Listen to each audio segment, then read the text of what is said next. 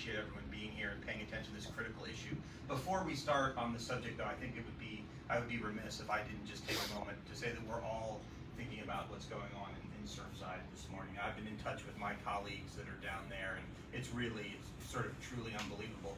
I think when we found out 50 people were missing, I thought to myself, okay, good, hopefully half of them will be on vacation somewhere, and then half of them won't have been, and it'll be bad, and then yet we keep upping the number, and I think now we're up over 150 people, and so I know everyone down there is in our thoughts. I was just down there 2 weeks ago with the governor at the synagogue that many of the people who lived in that building attended, and I keep thinking about who did I see at that big event 2 weeks ago who's trapped under that rubble. I think that should be first and foremost on our minds. But we are here today to talk about critical race theory and how it is being used and propagated in Brevard Public Schools. We're going to have three speakers, myself, someone from Moms for Liberty, and then Anna Ryan, and I'll talk about each of us as we move forward.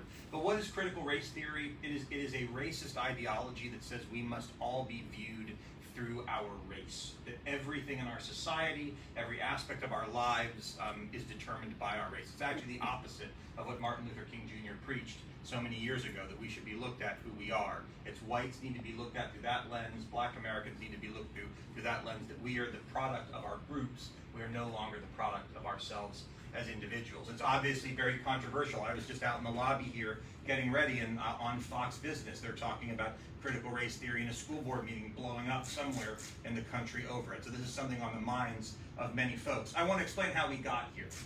Many of you are familiar with me and the work that I do. I'm an aggressive guy. I advocate things and I bring things to light. This is not one of those. On Monday, Moms for Liberty came to my office and they said, Randy, you've got a big microphone in Brevard County.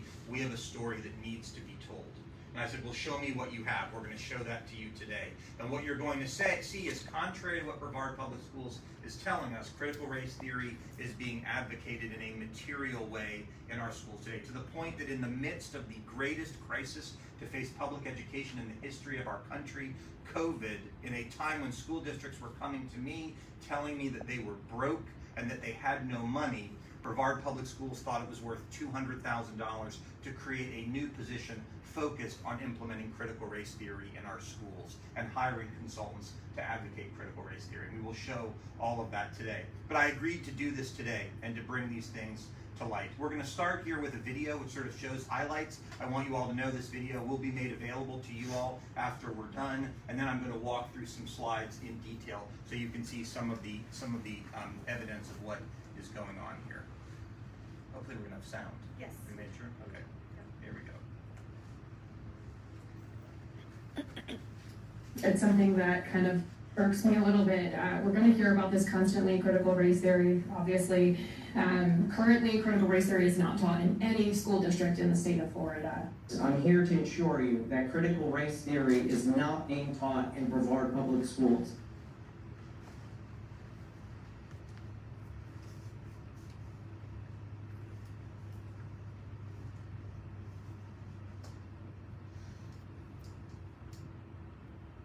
I think leadership is also doing a great job of understanding how systemic racism, biases, how mindset really helps in driving all of these necessary changes. I think with what has happened over the past year, of course nothing new, but more of a heightened awareness of how racism is prevalent within our society. So one of the things that we will be doing within the district is really being more conscious and committed to unconscious bias training. And that's the only way to really start changing mindsets and changing hearts, which then start changing policies and procedures and how we serve. And if it makes you feel better to view yourself as not racist, because you don't care if a person is green or purple or blue, and you're nice to people, while we face a system that is systematically destroying us, then you ask yourself the question, is your self-identification as not racist, who does that really serve? And what does that say about the fact that we live in a country where racism is both endemic and perpetual? And quite frankly, it is permanent until it is proven otherwise. All right, so that was a highlight. I'm going to now walk through some of the stuff that you saw in a little bit more detail. You may be wondering where these materials came from.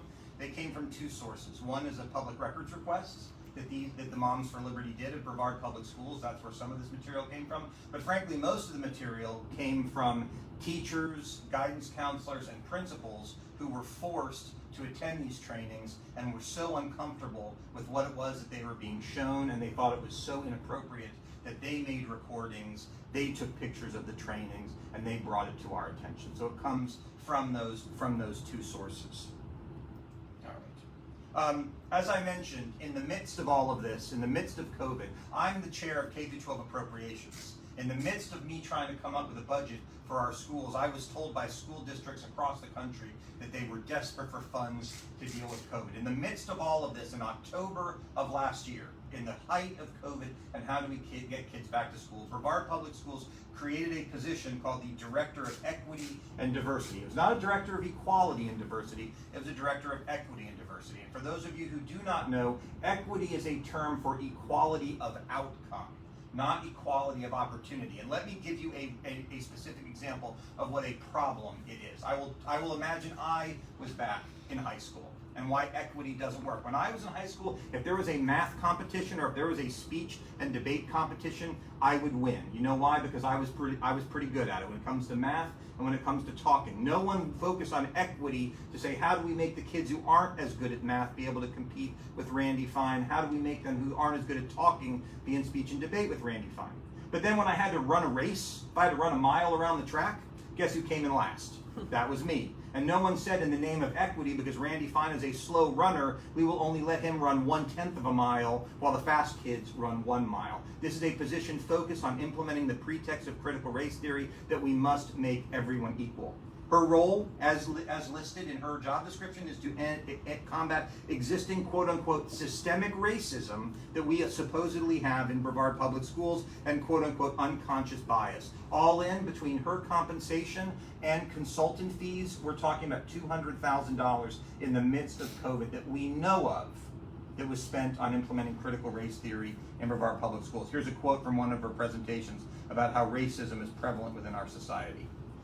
In addition to hiring her, Brevard Public Schools paid over $19,000 to someone who ran training called Overcoming Racism. The founder is Michael Kincaid. You saw some of his speaking, some of his commentary when we went through that video.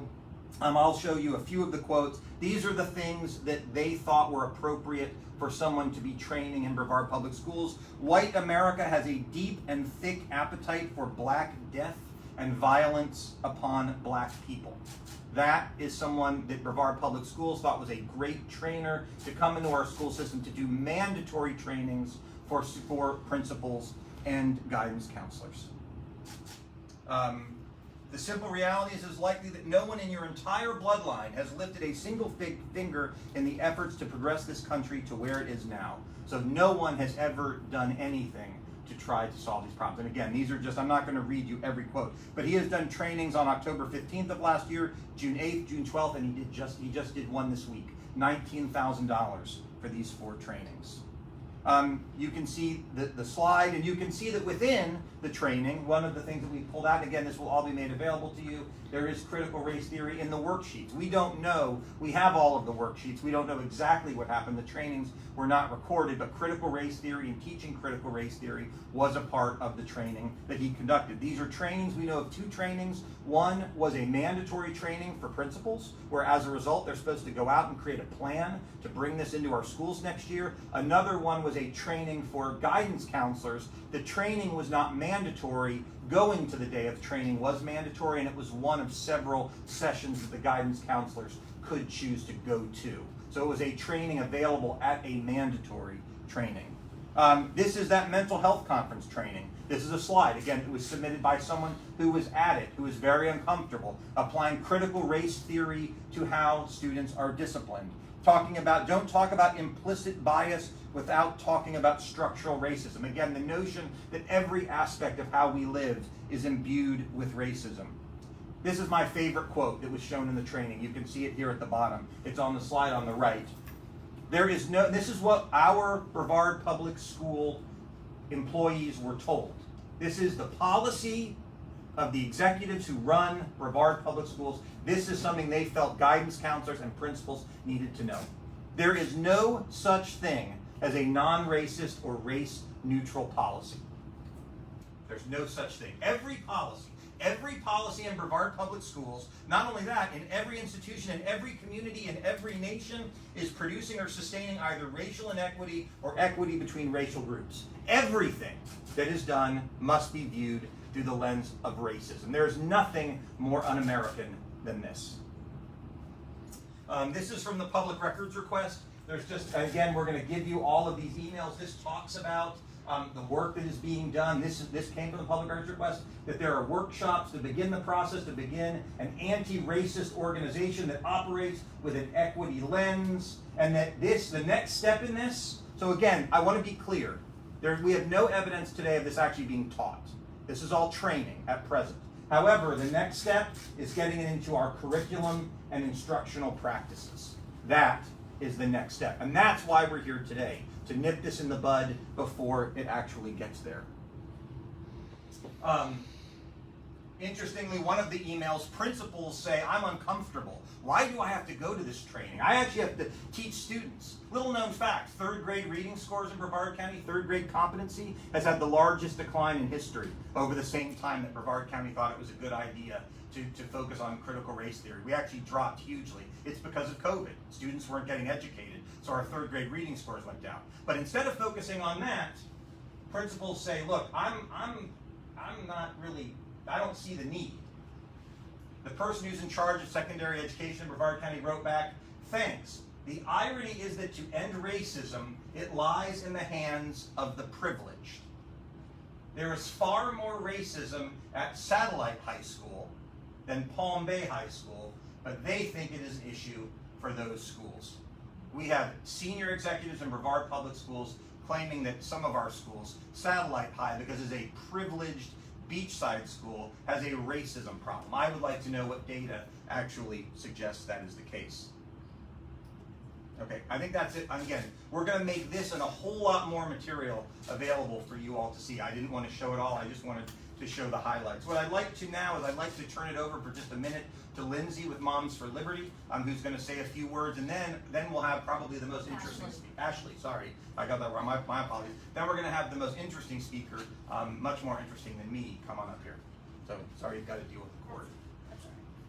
Thank you, Representative Fine, for holding this press conference. We really appreciate it, allowing Moms for Liberty to share what we've found so far, and we just feel like we're scratching the surface. Kind of what we've suspected all along, but we had to really dig hard to find this information. Parents have been shut out of the schools. Our concerns have been downplayed when we brought up CRT in the past with board members or administrators. And we've been lied to, just clearly from the evidence that we have. So we felt it was important that parents know this, that we shine a light on what is coming down from the upper echelon of BPS schools, so that parents can make informed decisions. Parents may be okay with this, parents may not be okay with this. I as a parent am not okay with a lot of what I'm seeing. So I want to be able to make that informed decision for what my child is exposed to, and age appropriately as well. We are unequivocally against racism in all of its forms and will oppose any doctrine, including CRT, that seeks to divide us. So I just want to thank again Randy Fine for allowing us to come here today and show what we have. We felt that this was a necessary step to make sure we do not continue what's happening in our schools. Thank you. Thank you. And lastly, interestingly, when you announce you're going to do something on this, sometimes people come over the transom. And yesterday afternoon, as we were preparing for today, a former teacher at Brevard Public Schools named Anna Ryan reached out. I'm going to let Anna tell her story, but what I want you to know before I do that is I had never spoken to Anna until about 10:30 this morning. when I said, come over, tell us your story, and if you'd like to tell it. This is fundamentally what we're doing here is grassroots. These are people speaking up and coming on their own out of the blue. So Anna, as a former teacher in Brevard Public Schools, is probably the best testimony we can share about where critical race theory is being shown up in our schools. So Anna, if you'd like to come up and say a few words, and then I'll answer any questions that people have. Oh, it's It's not going to come this way.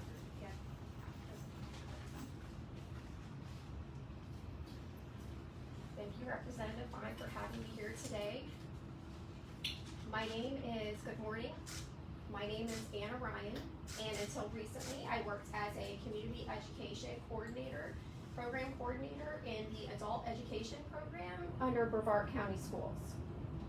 Just want to say that I love God, I love people, and I love the principles that our country was founded on, which is freedom and liberty. I resigned from my position less than 2 months ago due to ongoing mandatory critical race theory trainings, or what I call programming sessions. I resigned because when I let my supervisor know that I was uncomfortable, after a while, that I would need to be excused from the next required discussions, I was reprimanded. Instead of giving any, she gave me no type of concern for my values, my beliefs, or where I was coming from. So I was told that I was insubordinate if I was going to not want to participate, regardless of what I felt. That was given zero consideration. And so that day for me, that just drew the line. And so I typed up my resignation letter for that day to end, it was mid-April, the end of my contract. So I did want to stay for the end of my contract. However, within the next couple of weeks, all hell seemed to be broke loose, and I was accused of things I did not do. And so I know that they will probably try to make me out to be some type of disgruntled teacher, but please know that is not the case. I did stand up for what was right and what I believed in.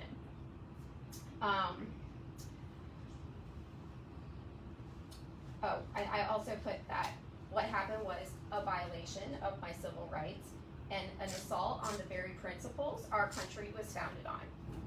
It was a demoralizing experience for me. Some red flags came up during the trainings before all of this happened, and that's when I did some research, and I learned that even though we were not being told that these trainings were critical race theory, I learned that that is what this was, and that is when I learned that it was, in fact, to my surprise, actually rooted in Marxism and critical theory, which is a Marxist ideology. So when I found this out, I was even more floored, of course, and which led to me resigning.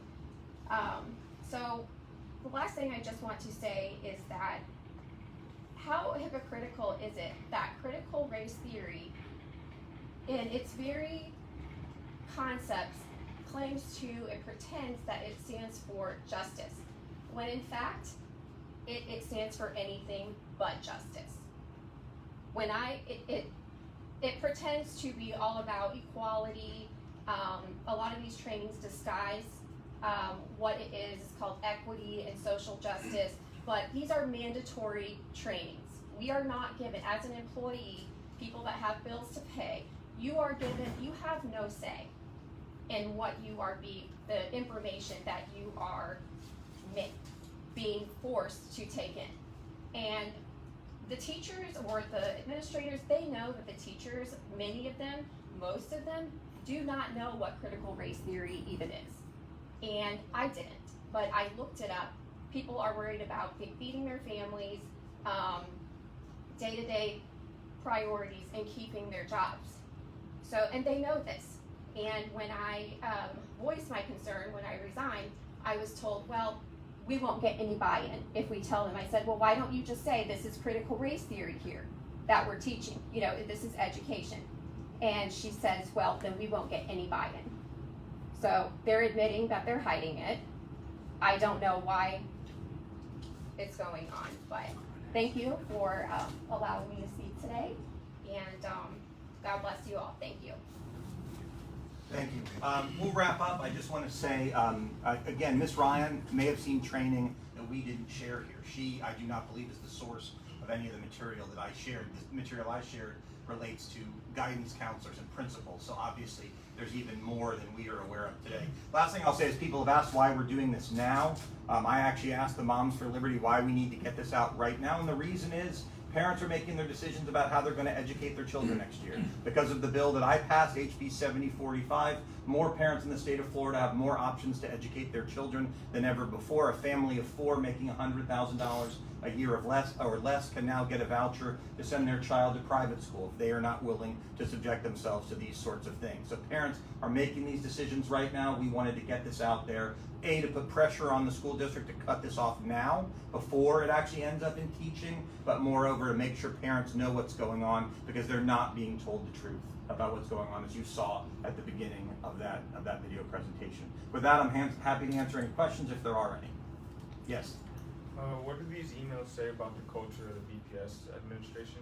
What do these emails say about the culture of the BPS administration? Well, I've read a lot of them, and I will tell you at the senior level of administrations, there's unquestionably radical leftist wokeism. When people start to talk about anti-racist this and anti-racist that and privilege, and again, when you have the person who's responsible for secondary education in Brevard County refer to Satellite High as a racist school, I'm telling you, my child does not go to Satellite High. I'd be pretty angry if I knew that they're talking about my school like that you need this critical race theory the most because you're a more racist school than, say, Palm Bay High. I think it says something about how some of these people look at their students and look at the parents that go there. Yes? Have you discussed any of these materials that you've shown today with school district leaders, Dr. Mullins or anything? Have you sought an explanation for these materials? So I asked the Moms for Liberty folks this when they came to me on Monday, and they said, look, we have raised this repeatedly, and what we get is we get gaslit. It's not happening, it's not happening, it's not happening. I had some informal discussions yesterday about it, and you know, you'll see what their response is, but I think bringing these things to light so the public can see it, I think is important. What is done about it, I think there's no harm in putting sunlight on these kinds of things, and we will see how they go about it. But keep in mind, the highest levels of the school board had to make the decision that in the midst of COVID, this is what got me to do this, irrespective of the slides. I was told day after day after day in the fall how we had no money, we had no money, we had no money. In the midst of all of this, in the midst of our kids getting substandard educations, not necessarily because of anyone's fault, because of COVID. No question this last year wasn't what we seek. In the midst of all of this, this was the priority. A director whose job it is to hire people who say all white people lust for the death of black people. That is what we thought was the priority in the midst of COVID. And when I'm being told there's no money to have to run our education, but there's $200,000 for a director of equity and inclusion, and this person who you heard talk about training, then I knew there was a problem. And that's why I needed to bring it out. But that decision was made at the highest levels. Someone up there thought this was a good idea. Any other questions? Yes? If the government says that this can't be taught within the school, why do you think this is being used in training? That's a great question. So many of you know that Governor DeSantis and Commissioner Corcoran, both of whom are my friends, just about a week ago passed a rule at the Department of Education saying this cannot be taught in the classroom. But it cannot be taught. It does not mean it cannot be trained. It does not mean it cannot be indoctrinated. And I think part of the reason it is going on is you've had the opponents of the governor and the commissioner say, we don't need to do this. This is a solution in search of a problem. They stood up and they gaslit the public by claiming it wasn't going on. Part of what is important here is to show that this is going on. But one of the trainings, the one that I think happened 2 days ago, happened after the governor had, after the Board of Education signed that. So clearly the intent is not to stop. And so I think bringing this to light is very important. But your question is a fair one. It is not allowed to teach this in classrooms. But unfortunately, Brevard Public Schools is continuing to do what it is that they wish to do. Would you put into words why you believe that the critical race theory is un-American? Because critical race theory is racist. Martin Luther King said that we look at people because of who they are, the content of their character. You don't look at someone who's white and make conclusions about them because of it. You don't look at someone who's black and make conclusions of it. You know, white people different. I'm a third generation American whose family came from Russia. My aide, who's not here, Anna Budko, just became an American 2 months ago. Everyone has their own unique story, and the foundation of critical race theory is to say you are based on what you look, how you look. You're black, you must have these issues that you're faced with. You're white, you must lust for the death of black people, or whatever this person said. It is repulsive, it is anti-American, and it is as racist as it gets. And we have to stand up and say to our kids, this is not how we want you to look. We should not care what someone's background is. We should care about their talents and their innate creativity, not how they look. Representative Fine, Two more, yes. do you think there's any place for the, I haven't seen these documents, obviously in the same detail Sure. that any of you have at this point, but do you think there's any place for a discussion of race? And I'm not talking about critical race theory. I'm talking about just a discussion of race that exists in terms of training, in terms of even education. I think what there is a place for is the teaching of our history. And I think that is what there is a place for. That America made a huge mistake that when we were created. We're the greatest country in the history of the world, but we allowed our Constitution to say black people only counted for 3/5 of a person.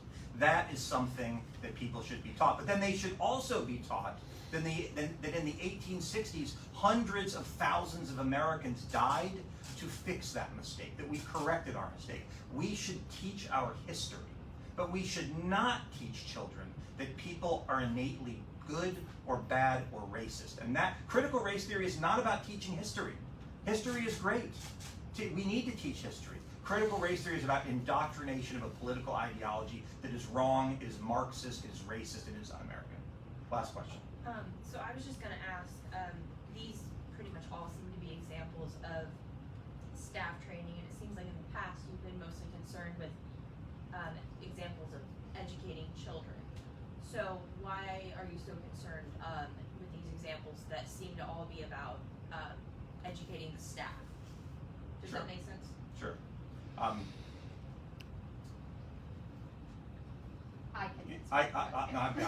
trying to think of how to say this. Because you can't go to the kids first.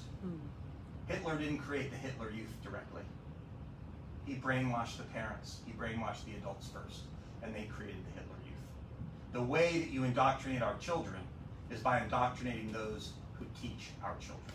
This all started in October of last year. These principals were told, have a plan ready to go for next year for how you're going to bring it to our schools. They are en route to do exactly what it is that you just asked for. That is the plan. And we showed you the slide where they're talking about how you're going to bring this into your curriculum and your instructional materials. So, and there may be more that we don't know. I want to be clear, we don't know everything, and hopefully this raises questions. But that is why. You start with the adults that are in charge. That is how it translates to the children. Well, look, I want to thank the Moms for Liberty for bringing this to me. I want to thank Ms. Ryan for having the courage to come and share her story. And she proves exactly what we're talking about. And I want to thank all of you for coming and covering this today. So thank you, everybody, for being here.